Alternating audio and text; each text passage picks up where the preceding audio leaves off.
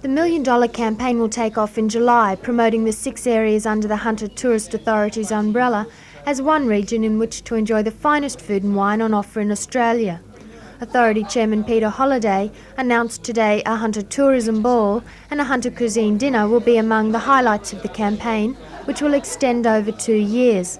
The Authority's General Manager Peter Belitho says the campaign will be supported by extensive media advertising and food and wine tastings at major centres throughout the eastern states. Peter, why have you chosen this particular theme for this tourism push? Too much tourism marketing is relied on sun, sand, surf activities. We've got all those things here in the Hunter and we're recognised for that, but we're putting another dimension as to why someone should choose the Hunter over the other areas that compete on the basis we just spoke about. David Hammond, chairman of the committee organising the Tourism Ball and Cuisine Dinner in July, believes the food and wine theme is an appropriate one for the region to adopt. We have an area here where we can produce fine wines and we can produce quality foods, and I think that the restaurants, etc., and the other people who manufacture food products in the area are quite capable of packaging the product for the tourist. So do you think it's a case of the way to the tourist's heart is through their stomach? I think that it certainly contributes to. In another aspect of the campaign, restaurants will be invited to enter the inaugural Hunter Cuisine Restaurant Awards to be presented as part of the Tourism Ball. A greater honour will fall to local chefs selected to prepare their specialties for the Hunter Cuisine Dinner, at which many of the country's leading food and wine writers will be invited to sample the region's finest offerings.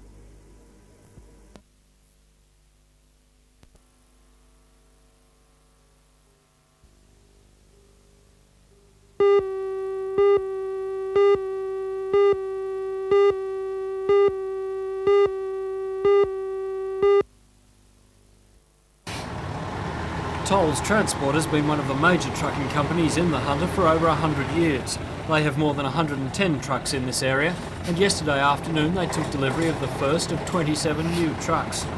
All up, the new trucks will cost the company $3 million. Yesterday, 6 were delivered by the Scania company. Half of the new trucks will come from Scania, while the others will come from Volvo. It's part of a modernisation program by the company to improve their image and their service in the Hunter. The move is something of a sign of confidence in the local trucking industry. We have every confidence in the Hunter region, and this is part of our program to refurbish our whole fleet. And this is just the commencement of it, because we do feel that there's great potential here in the Hunter region for a company that has been established here for over 100 years.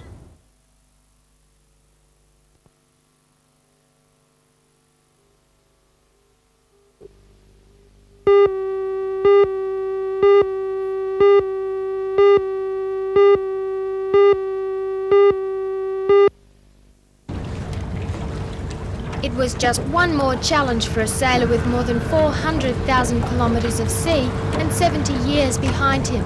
Albie Bergen had never before sailed an ocean race single-handedly, but with an impressive list of past yachting victories and a new yacht, he felt confident to tackle the testing Trans-Tasman crossing. Line honours were his after 8 days and 11 hours, and he beat the previous course record by 3.5 hours. Now, to be able to be there first and also break the record by 3.5 hours, I was a happy man.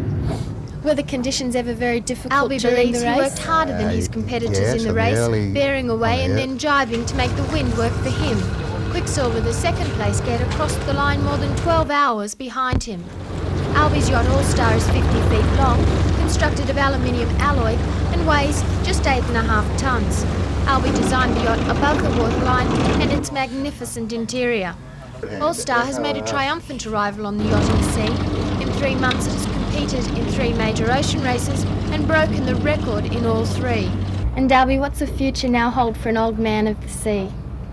Well, I have been doing these races as a build-up for the Melbourne to Osaka, which is in March next year, and then after that round Australia in '88, two-handed of course. Albie says the great things left in life for a man his age are sailing and sex, and his prowess in at least one of these fields is undenied.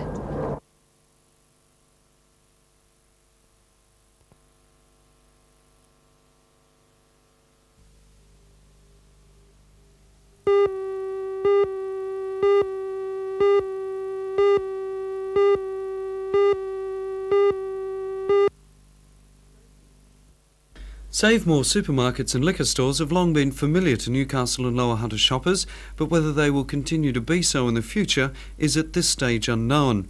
The first Save More store was established in Union Street, Newcastle in 1956 by the Owens family.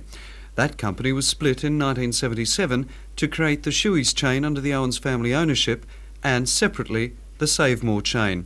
The company was put into provisional liquidation yesterday afternoon, the receivers being the Sydney firm Ferrier Hodgson and Company. With 7 outlets throughout Newcastle and in Maitland, Beresfield and Kurri Kurri, Save More is a substantial retailing outlet.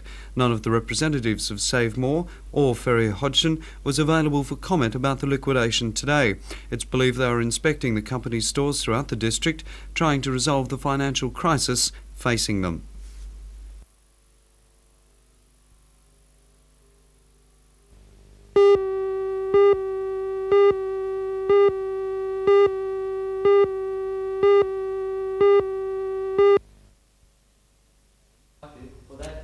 Ben Hall was shot by troopers in 1863. Although he was one of Australia's most wanted outlaws, he was never convicted of any crime. And for Year 10 students at Gateshead High School, today's trial was a chance to clear his name once and for all, in a play which retold the story of Hall's life and his conviction of the great escort robbery. After hearing both sides from the prosecutor and the defence, the judge called on the 12-man jury for their decision. If found guilty, Benjamin Hall would be sent to the gallows. They returned a short time later to deliver their verdict. Not guilty. The accused was relieved, to say the least. I think it's the right decision because I was not guilty in the first place. I think whoever tried to do this was pretty terrible thing to do. It was terrible for me because I've always been a respected person, and as you can see, one of my witnesses also said that, and I think they did come to the right decision. As a student, Kristen says that the play has helped her to gain a greater understanding of law procedures in both the 1800s and the 1980s. I've learned how to conduct myself in a courtroom. I know what it's like to be in this dock right now, and I think it has helped in the long run. If anyone wants to embark on a career in law, like one of the Year 10 students that have just done this play, they'll just have a bit of an insight on what it's all about. Very helpful.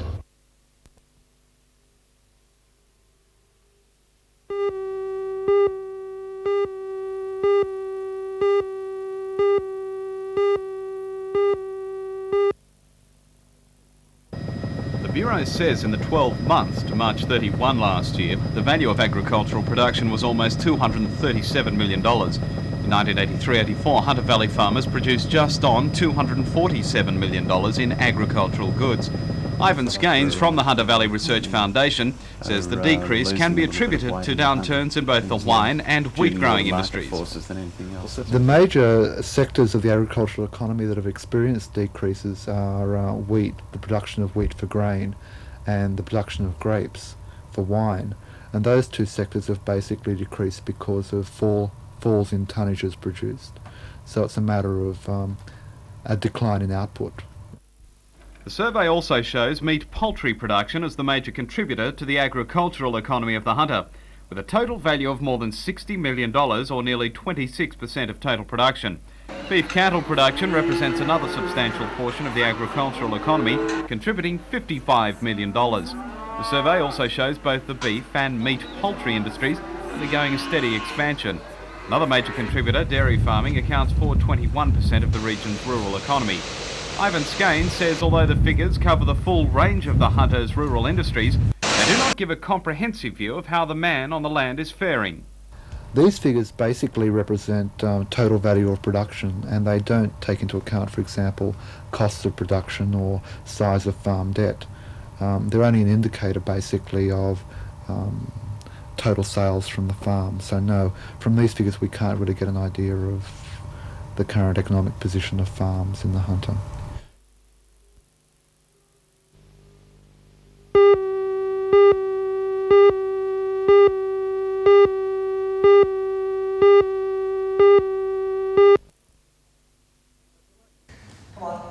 At the Lake Macquarie Police Citizen Boys Club, the 3 local representatives and the coach for the tour, Peter Webb, were going through their paces today in preparation. 17-year-old Karen Jones of Maitland will make her second judo tour of Japan with the State Police Citizens Youth Team. She competed in the last tour, held in Japan in 1983. Coach Peter Webb is also no stranger to Japan. He was a competitor with the inaugural tour in 1977. The judo liaison between Japan and Australia has been going now for 10 years. For the boys, Jason Townsend of Toronto and Trent Swords of Tomago, it's their first time. All were selected on the strength of their tournament records. During their 16 days away, they'll compete in 6 tournaments, as well as visiting the headquarters of judo in the world, Kodokan in Tokyo.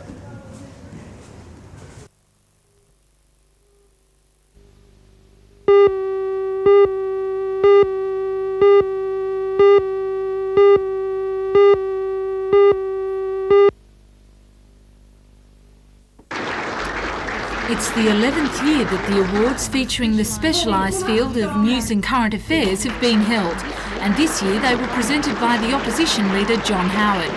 A record number of entries were received from around the country, 324 in all. NBN 3 was represented when cine cameraman David Trelfo received a commendation for his vision of the dramatic toxic waste fire on Parry's airfield near Wyong in December last year.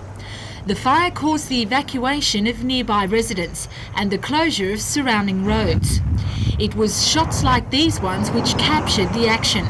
Some flames rocketed more than 50 metres into the air, keeping all emergency services alert.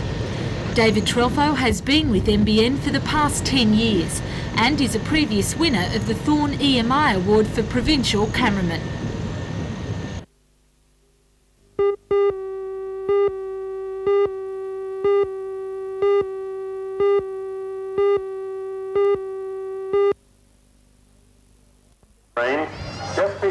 The Yellow Submarine began operating at Charles Bay in December last year. Fittingly named Octopus's Garden, the vessel cruised the waters of Port Stephens, offering a different look at its underwater assets to tourists.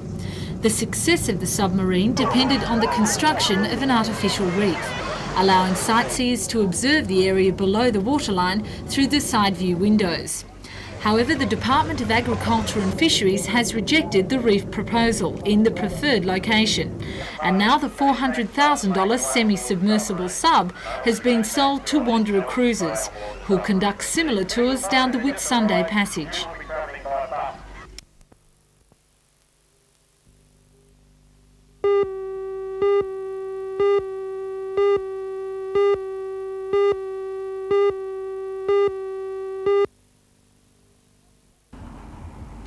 Approximately 25 to 30 children in the Newcastle and Hunter regions must regularly travel to Sydney to receive treatment for chronic and terminal illnesses. John Britton, who has spent the last 8 years providing volunteer assistance to such people, found a need for transportation to centres of treatment existed not just for the child, but also for their families. And so, after 3 country music concerts and a loan for which John and his wife went guarantor, an 18-seater minibus has been purchased. The bus will pick up the children and family members anywhere in the Hunter, Newcastle and Central Coast regions, take them to Sydney, wait for them and then bring them home again. The service will be completely cost-free to its users, but obviously the money must come from somewhere. So many fantastic country artists have donated their time and they're willing to put on a show at least twice, 3 times a year. And this will maintain the bus, we hope. We're John also hoping hopes a that company will come forward to help them with the cost of diesel to keep the bus running.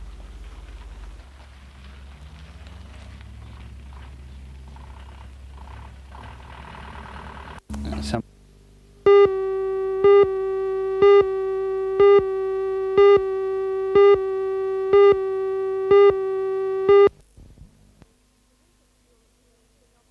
The winter fuel appeal has been operating in Newcastle for more than 30 years. This year the slogan is, "Would you leave your nan and pop out in the cold?" According to Paul Lane, the City Administrator's Secretary and Appeal Coordinator, a donation of 10 tonnes of coal from the coal and allied industries and present supplies of wood should meet the demand through the winter. However, more assistance is needed.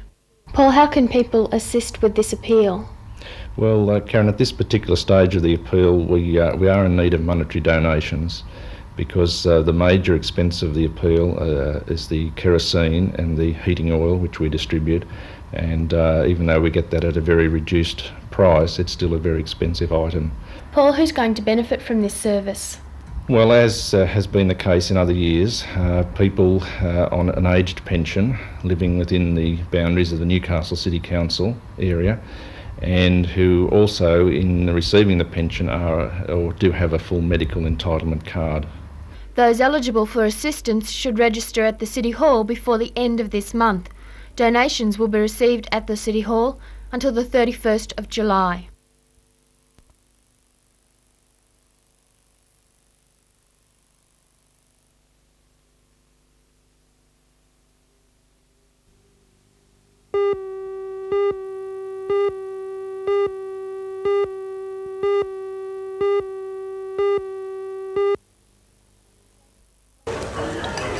The youngsters who were lucky enough to win a Department of Main Roads competition at Sydney's Royal Easter Show received their prize today.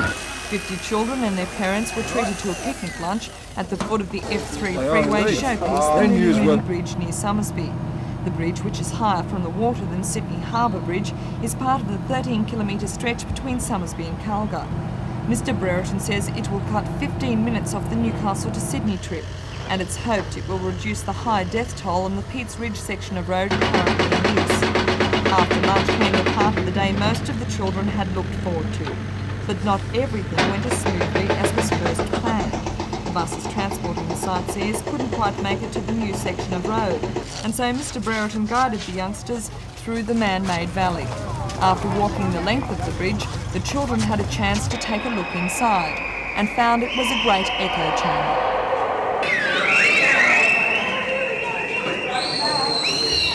If the bridge survives today's visit, it should be completed within 3 months, and motorists should be able to drive along this section of the F3 freeway from Calgary to Somersby by December this year.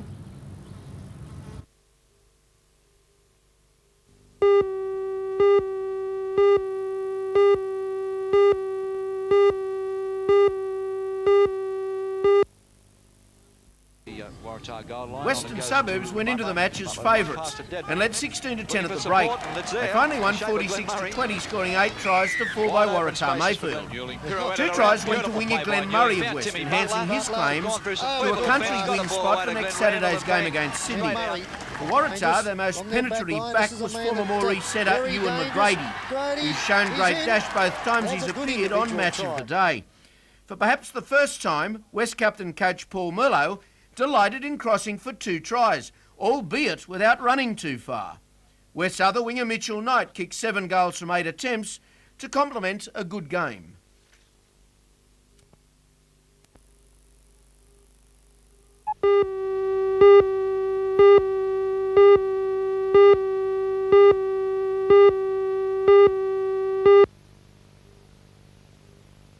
Okay, we were unlucky last year, but we're going to go one step further this year. We'll win, and we'll win handsomely, and it'll be a super game. You've got the likes of Peter Sterling captaining your side, where you had Steve Mortimer last year. Sterlo's the organiser that you need to get these fellows into a team sort of in a very short time. There's no doubt in my mind that Peter Sterling is the best on-field organiser in the game. This is acknowledged by many of the coaches around Sydney. St George coach Roy Masters, he acknowledges that, and of course that's why Peter Sterling has been the Australian halfback, and he will be organising our rucks, and he's the captain of our side, and I have the utmost respect for the guy. Welcome back to Newcastle, an old stamping ground where you left your mark, and let's hope you need another mark on Saturday. Yes, I'll be hoping so too. Thank you. Peter, can I welcome you back home, because the story goes that you did kick your first football at Raymond Terrace. Yes, it is a home away from home still. I've got a lot of friends up there, and I certainly enjoy getting up here and seeing those friends who I don't get the opportunity to see as much as I'd like to. It's a big game for you and all the country boys, the start of what is the year in rugby league, I guess, the Kangaroo year. Well, that's right, yes. The culmination is a Kangaroo tour at the end of the year, and this weekend is the stepping stone to that, and obviously all the boys are looking for big performances, with the stateside being selected soon after.